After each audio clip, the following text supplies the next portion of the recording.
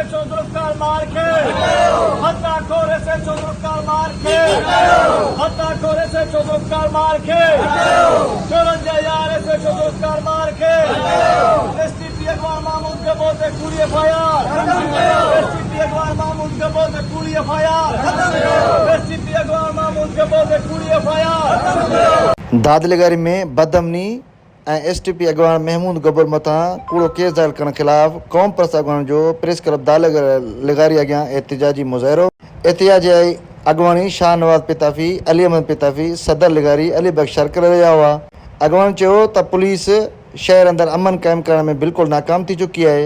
इनके धाड़नि खे घर पुॼाए था अचनि। हिन टाइम ताईं अली हसन जी FIR जेका आहे जंहिं अगवा कयो आहे, जंहिं भंग तलब कयो आहे, वरितो आहे, उनजी FIR उन्हनि जे मथां कई वई आहे। जंहिंजो माण्हू अगवा थियो अब्दुल कदीर, उनजे वालदेन ते बि FIR थी आहे। हाणे मसइलो उनखां बाद में अली हसन वञी उनजे घर ते हमिलो कयो हो। उनजो मामो हमीद गबोल खे ज़ख़्मी कयो। असां SP वटि वियासीं। SP इनखे SHO जुल्फकार मार के हुकुम ॾिनो बजाए हुकुम जे बजावरी कंदे SHO जुल्फकार मार उन्हनि माण्हुनि ते FIR कई जंहिंजो माण्हू अगवा थियल हुयो। रोज़ानो चोरियूं मामूल बणियल आहिनि। आवाज़ उथारण ते अली हसन गबोल जी चुर्च ते कामिर महमूद गबोल मथां दादलगारी पुलिस जी कूड़ी FIR दाख़िल करे छॾी आहे। 3 सालनि खां वठी दादलगारी थाणे ते SHO जुल्फकार मार क़ाबिज़ आहे, जंहिं सबबि चोरियूं फुरूं रोज़ मामूल बणियल आहिनि।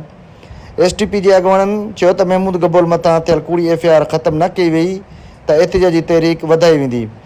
अॻुवान AG सिंध ऐं SSP घोटी खां मुतालबो कयो त कामरेड महमूद गबोल मथां थियल कूड़ी FIR ख़तमु कई वञे ऐं दादलगारी थाणे ते SHO जुल्फकार मार खे हटाए को ईमानदार ऑफिसर मुक़ररु कयो वञे।